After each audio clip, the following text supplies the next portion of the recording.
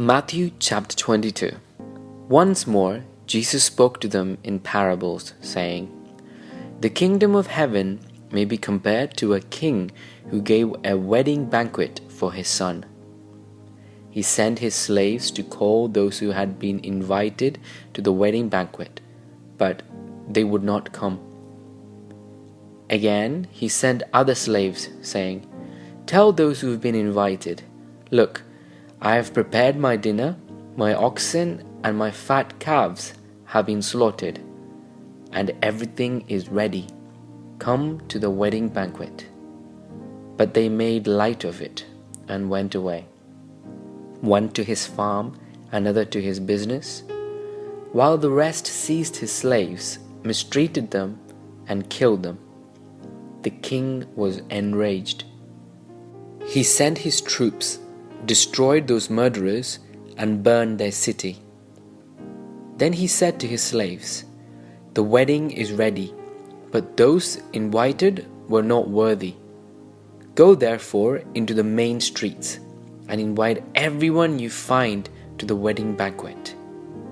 Those slaves went out into the streets and gathered all whom they found, both good and bad. So the wedding hall was filled with guests. But when the king came in to see the guests, he noticed a man there who was not wearing a wedding robe, and he said to him, 'Friend, how did you get in here without a wedding robe?' And he was speechless. Then the king said to the attendants, 'Bind him hand and foot, and throw him into the outer darkness, where there will be weeping and gnashing of teeth. For many are called, but few are chosen.' Then the Pharisees went and plotted to entrap him in what he said. So they sent their disciples to him, along with the Herodians, saying, 'Teacher, we know that you are sincere, and teach the way of God in accordance with truth, and show deference to no one, for you do not regard people with partiality. Tell us then, what do you think? Is it lawful to pay taxes to the emperor or not?' But Jesus, aware of their malice, said, 'Why are you putting me to the test, you hypocrites? Show me the coin used for the tax.' And they brought him a denarius. Then he said to them, 'Whose head is this, and whose title?'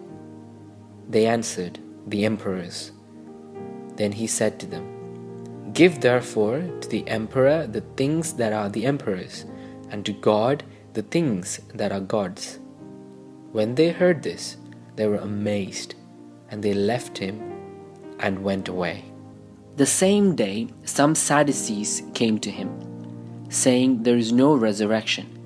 And they asked him a question, saying, 'Teacher, Moses said, if a man dies childless, his brother shall marry the widow and raise up children for his brother.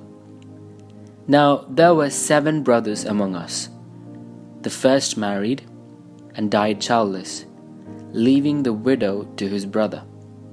The second did the same. So also the third, down to the 7th.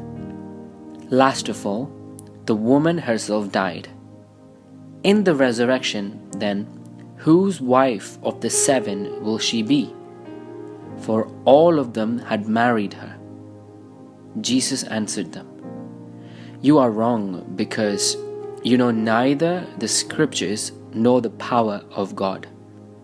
For in the resurrection they neither marry nor are given in marriage, but are like angels in heaven. And as for the resurrection of the dead, have you not read what was said to you by God? I am the God of Abraham, the God of Isaac, and the God of Jacob.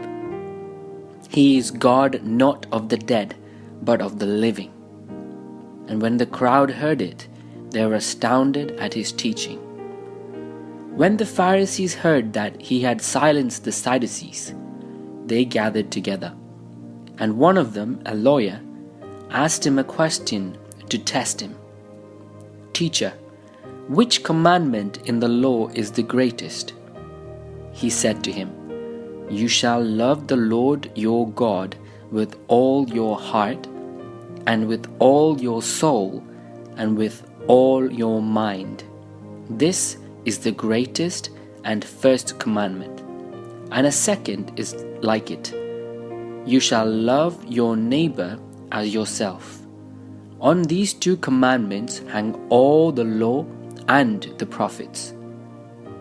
Now, while the Pharisees were gathered together, Jesus asked them this question: "What do you think of the Messiah? Whose son is he?" They said to him, "The son of David." He said to them, "How is it then that David by the Spirit calls him Lord, saying, 'The Lord said to my Lord, sit at my right hand until I put your enemies under your feet'? If David thus calls him Lord, how can he be his son?" No one was able to give him an answer, nor from that day did anyone dare to ask him any more questions.